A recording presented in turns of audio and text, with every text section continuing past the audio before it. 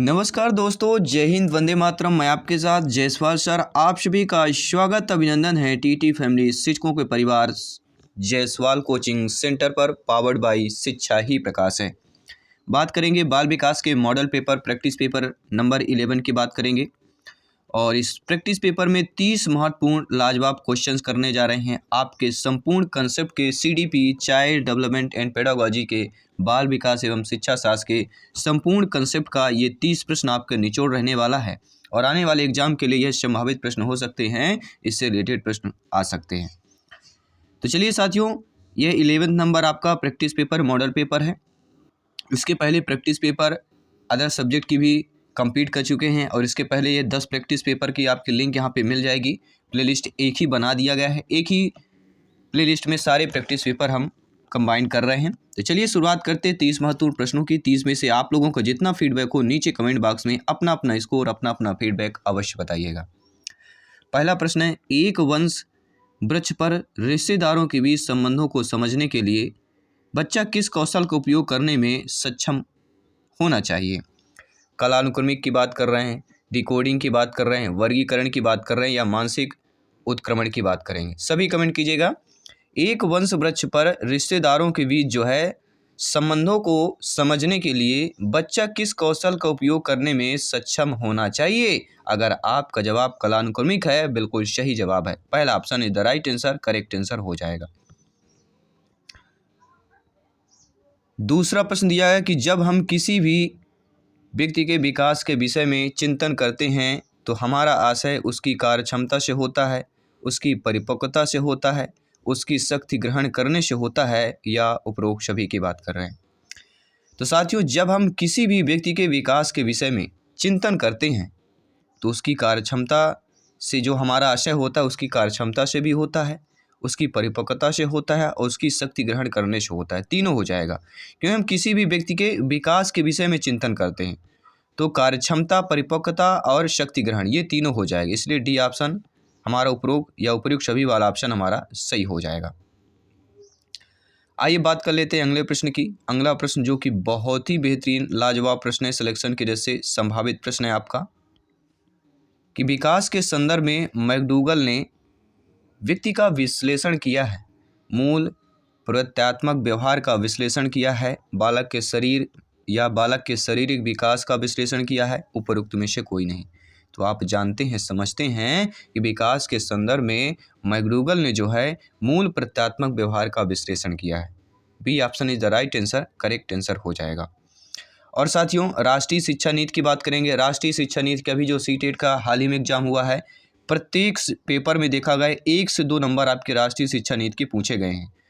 तो हम भी ये मानते हैं संभावित प्रश्न आपके भी एग्जाम पर 1-2 नंबर का राष्ट्रीय शिक्षा नीति से रिलेटेड जरूर आएगा।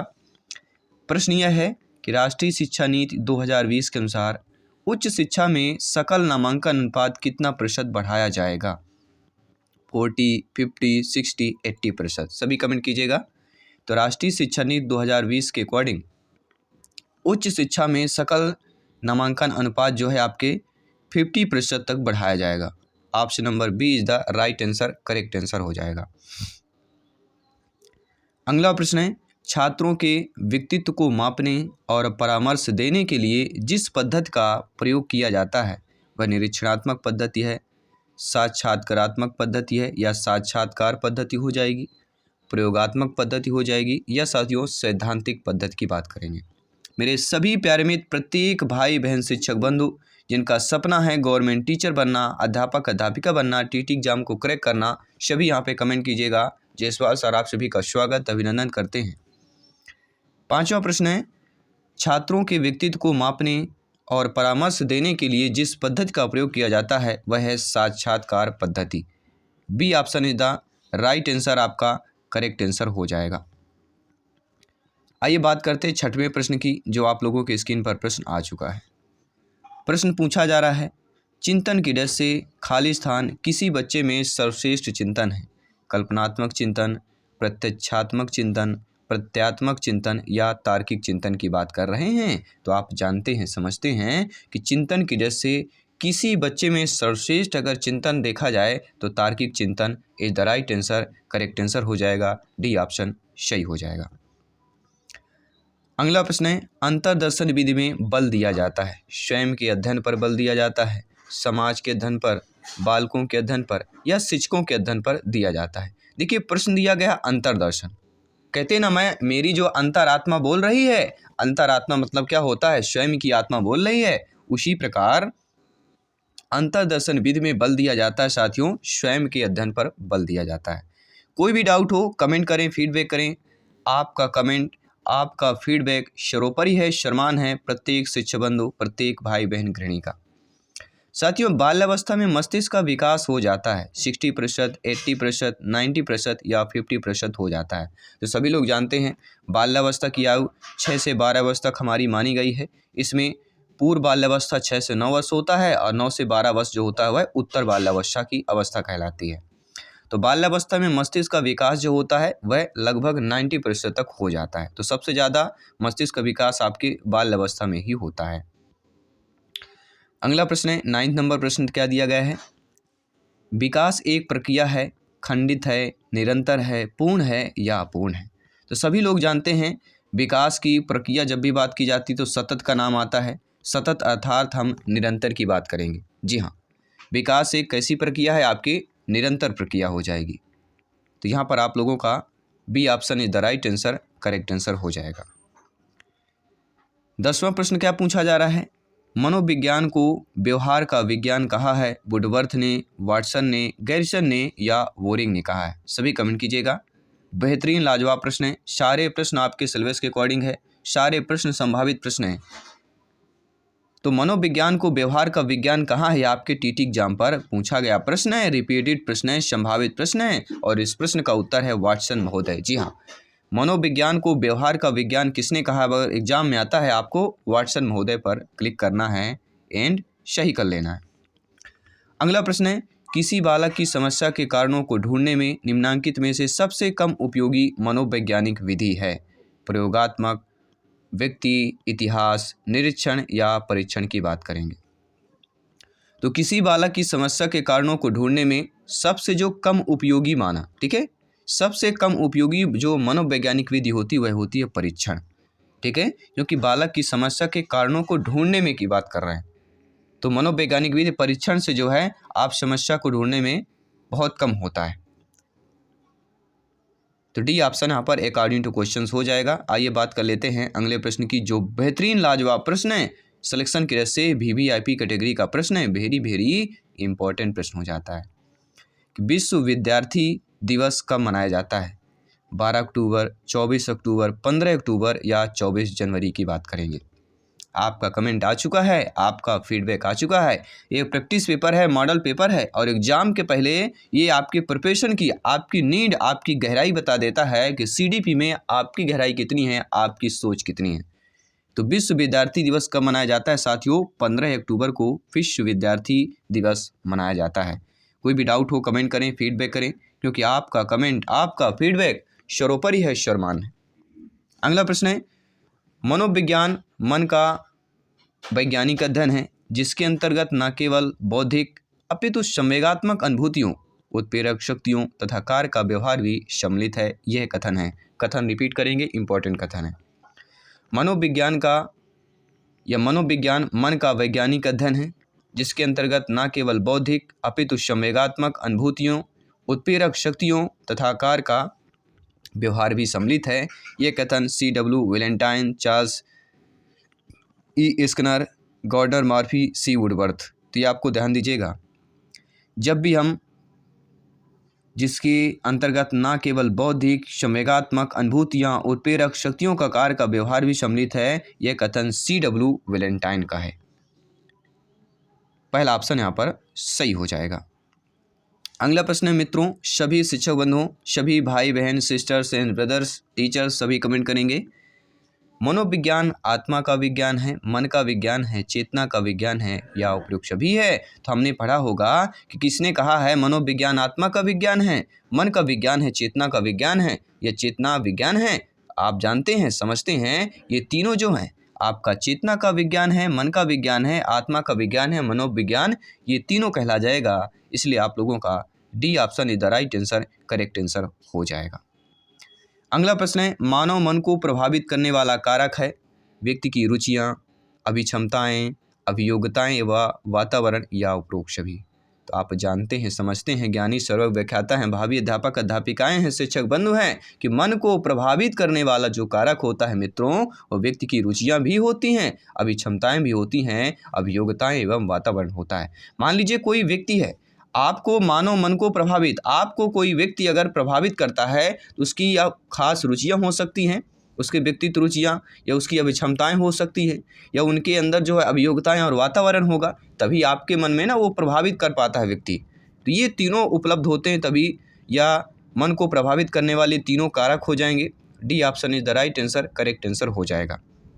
सारे प्रश्न हमारे और आपसे रिलेटेड हैं, शिक्षा जगत से रिलेटेड हैं, बालक और शिक्षक से रिलेटेड ही प्रश्न पूछे जाते हैं। अगला प्रश्न है, मनोविज्ञान को शुद्ध विज्ञान माना है स्टीफन ने, एंडरसन ने, जेम्स डेवर ने या स्टाउट ने माना है? सभी कमेंट कीजिएगा, बेहतरीन प्रश्न है। ऑलरेडी हम क्लास में सारे प्रश्न कर चुके हैं, जो हमने लगभग आपके 2500 प्रश्नों की बाल विकास की मैराथन क्लास का प्लेलिस्ट मिल जाएगा, साथ ही साथ 1500 प्रश्नों का ईवीएस के मैराथन क्लास का आपको वीडियो मिल जाएगा। प्लेलिस्ट ऑलरेडी बना दिया गया है, अगर वो क्लास आपने ज्वाइन कर ली, संपूर्ण तैयारी पूरा निचोड़ आपको मिल जाएगा। एक एक कंसेप्ट पर चर्चा की गई है, डिटेल के साथ चर्चा की गई है, कितना भी मॉडरेट क्वेश्चन आएगा वहीं से ही पूछा जाएगा।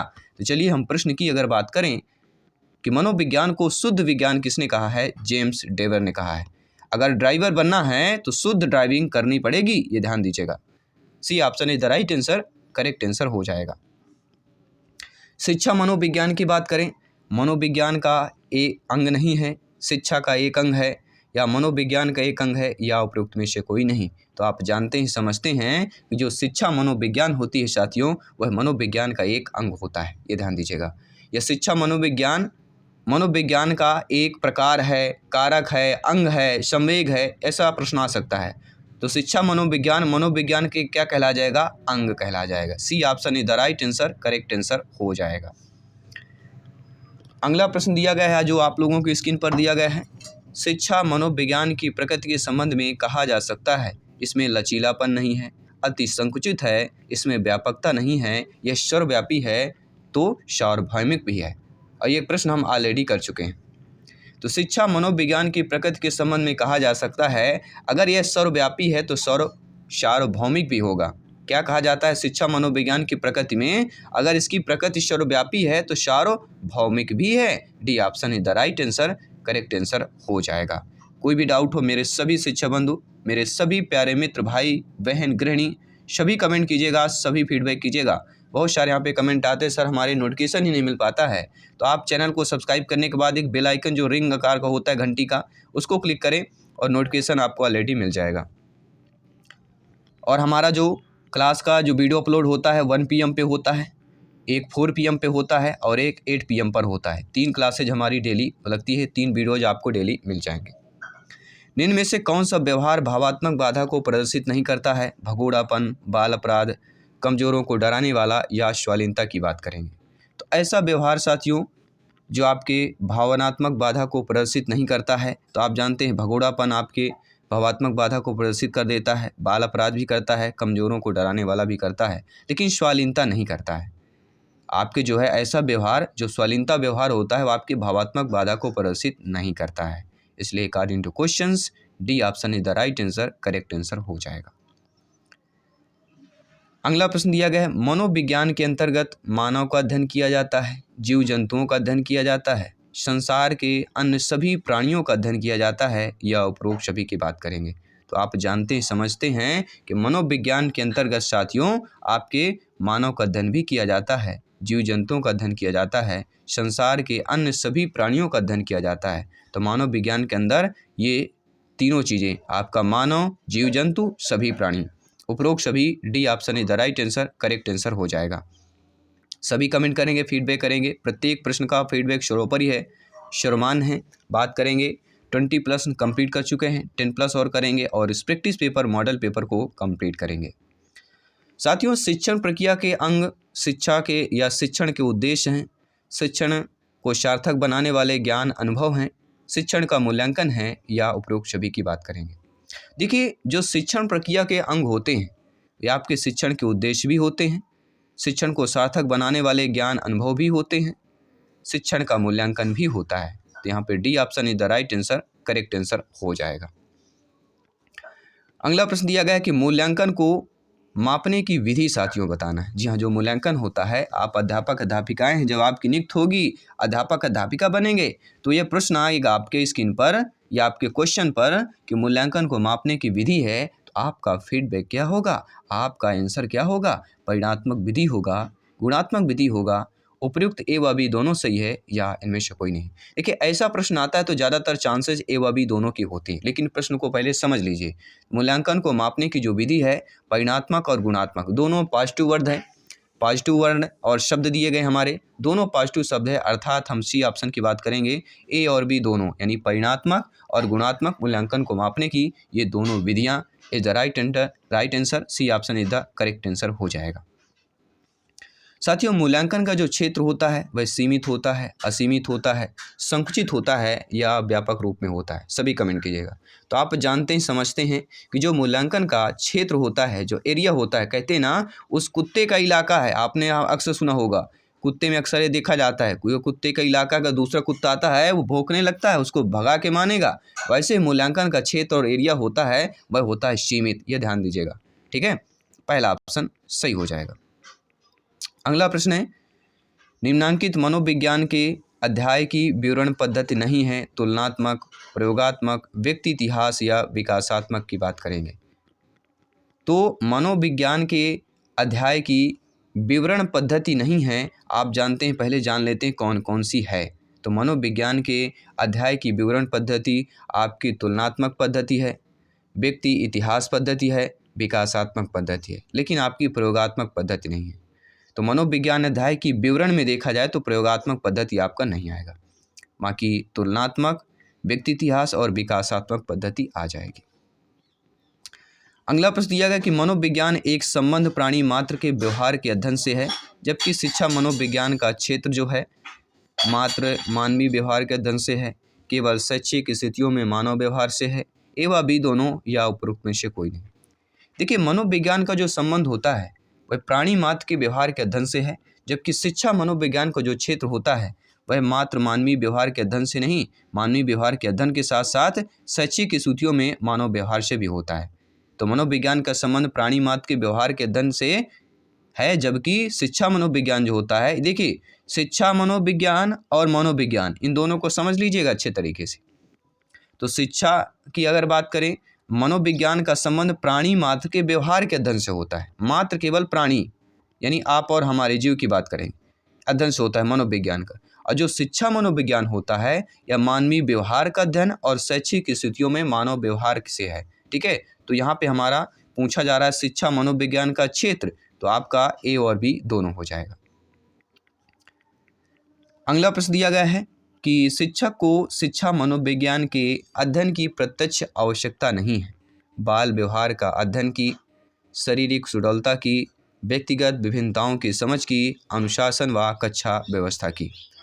तो साथियों, शिक्षा को शिक्षा मनोविज्ञान के अध्ययन की जो प्रत्यक्ष आवश्यकता होती है वह बाल व्यवहार अध्ययन की होती है, व्यक्तिगत विभिन्नताओं के समझ की होती है, अनुशासन व कक्षा की होती है, लेकिन शारीरिक सुडौलता की नहीं होती है कि वह पतला है, दुबला है, मोटा है, छोटा है, बड़ा है। ठीक है, तो शिक्षक को जो है यानी आपको अध्यापक अध्यापिका की शिक्षा मनोविज्ञान के अध्ययन की प्रत्यक्ष जो है शारीरिक सुडौलता आवश्यकता नहीं है। B option is the right answer, correct answer हो जाएगा। अगला प्रश्न है, मनोविज्ञान शिक्षा के क्षेत्र में सहायता देता है तथा स्पष्ट करता है कि शिक्षा के आदर्शों का निर्माण कैसे किया जाए, शिक्षा के कौन से उद्देश्यों का निर्धारण किया जाए, शिक्षा के उद्देश्यों की संभावना या शिक्षा के उद्देश्यों का निर्धारण कैसे करें। सभी कमेंट कीजिएगा। बहुत अच्छा प्रश्न है, ध्यानपूर्वक समझिएगा, सारे मॉडरेट प्रश्न हैं। मनोविज्ञान शिक्षा के क्षेत्र में सहायता देता है तथा स्पष्ट करता है कि शिक्षा के उद्देश्यों की संभावना। C option is the right answer, correct answer हो जाएगा।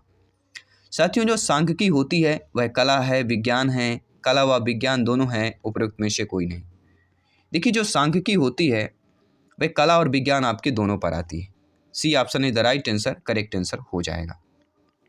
अगला प्रश्न है, शिक्षा मनोविज्ञान का अध्ययन का उद्देश्य क्या है साथियों? तो शिक्षा मनोविज्ञान के अध्ययन का उद्देश्य विद्यार्थियों द्वारा किसी बात के सीखे जाने को प्रभावित करना, शिक्षा के उद्देश्यों की पूर्ति में सहायक न होना, ये छात्र की योग्यताओं एवं क्षमताओं को ध्यान में न रखना, या उपयुक्त में से कोई नहीं।